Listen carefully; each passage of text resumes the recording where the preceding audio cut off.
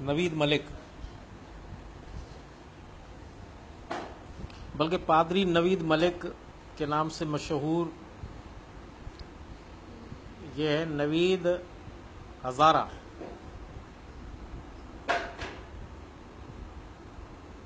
Carpenter تھا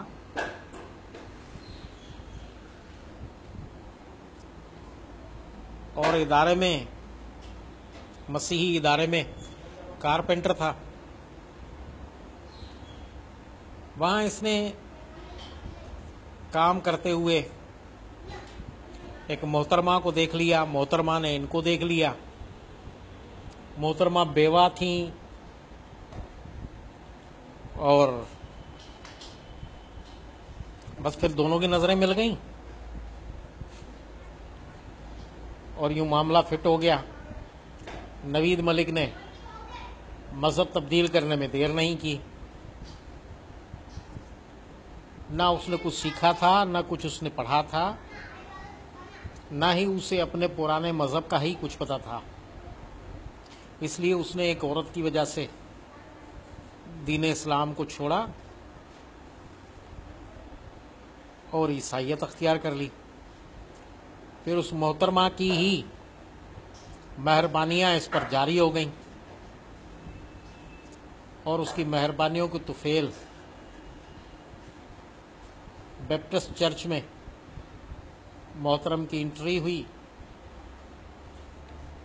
اور وہاں سے محترمہ کے طفیل ہی ان کو سیمنری کرنے کا موقع ملا۔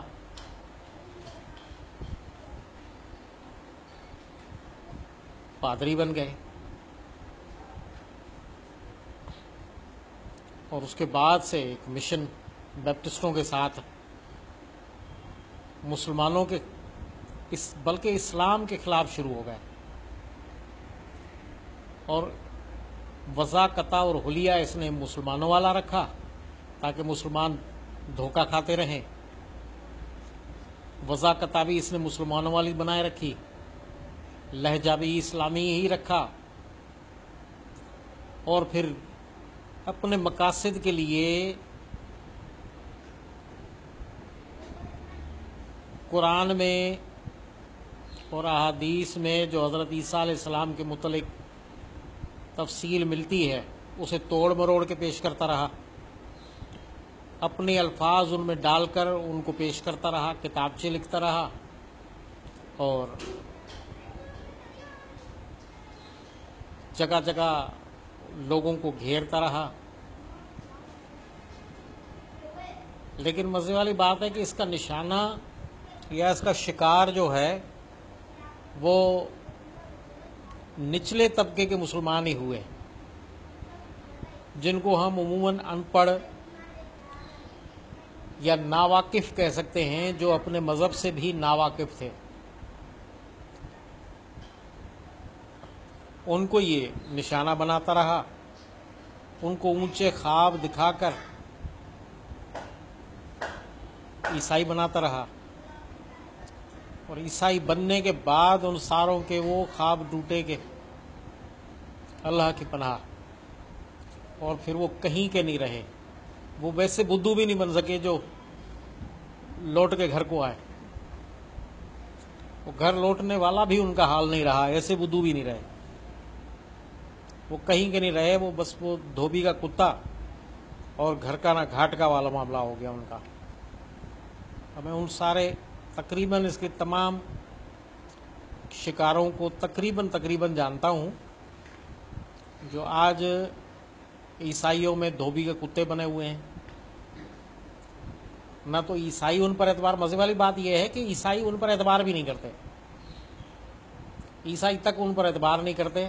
اب نوید ملک کی بات آتی ہے تو لوگ سوچتے ہیں کہ اس پر کیسے اعتبار کیا اور یہ کیسے آگے بڑھ گیا، کیونکہ وہ محترمہ جو اس کے ساتھ تھی۔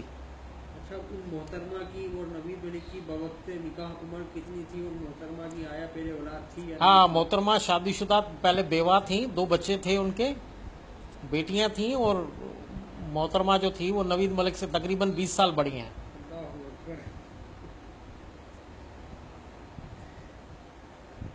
تو اور بیٹیوں کی عمر کیا تھی؟ اب اس وقت نوید ملک صاحب جو बड़ी बेटी थी वो नवीद मलिक की हम उम्र थी।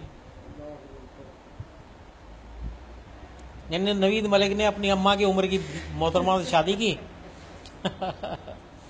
और आज भी वो बीबी जो है वो बुआ जी, बीबी क्या कहेंगे, बुआ जी कहेंगे, वो बुआ जी वैसे ही दादी जी लगती हैं। जिंदा है? अब मेरा ख्याल है अभी तक, अब बरसों से पता नहीं है, अब होनी तो चाहिए।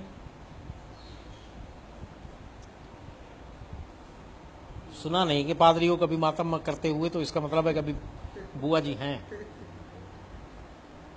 ये इनकी असल हकीकत है, बाकी इनकी वैल्यू ना यहाँ थी। अब ईसाइयों को उस मोहतरमा की वजह से इन्होंने, ईसाइयों ने उसको सर पे चढ़ाए रखा कि जी ये खुदा का बंदा, और पता नहीं क्या क्या अलकाबात और क्या क्या चीज़ें दे दी, इसके नाम के साथ जोड़ दी, बड़े बड़े लक़ब लगा दिए। लेकिन आज उसका ये हाल है कि वो भी पाकिस्तान से फरार हो चुका है अपनी ऊंची हरकतों और हथकंडों की वजह से, क्योंकि पहचाना गया था कि वो मुसलमानों को मुसलमान बनकर धोखा दे रहा था। और उसने अपने आगे पीछे वैसी टीम बना रखी थी जिन्होंने दाढ़ियां रखी हुई थी और मुसलमानों वाली जालीदार टोपियां और चार खाने वाले रुमाल कंधों पर रखकर, और कोई रफ़ीक अहमद के नाम से और कोई किसी नाम से, यहाँ तक कि उसने जो बाहर से जो टीमें आती थी इसके पास, उर्दू सिखा कर उनको उनके नाम भी इस्लामी तरीके के रखे हुए थे। एक मुझे याद है आज भी कि एक स्विट्जरलैंड का बाशिंदा इनके साथ काम करता था, जिसको उन्होंने पठान बनाकर लोगों के बीच में पेश करता था, और उसने नाम अपना मोहम्मद रफ़ीक भाई रखा हुआ था, धोखा देने के लिए कि मुसलमान उसके झांसे में आ जाते थे। वो चार खाने का रुमाल, सर पे टोपी नमाजियों वाली रख के, तो नेक नमाजी, और ऊपर से दाढ़ी भी उसने रखी हुई, जिससे लोग धोखा खा जाते थे कि ये मोहम्मद रफ़ीक होगा या रफ़ीक अहमद होगा। वो रफ़ीक भाई ऐसे लोगों को धोखा दिया करता था, और इसका यही तरीका वारदात था कि लोगों को मुसलमान बनकर ही ये धोखा दिया करता था। और आखिर जब इसका धोखा और इसका भांडा फूटा तो मुल्क छोड़कर भाग गया।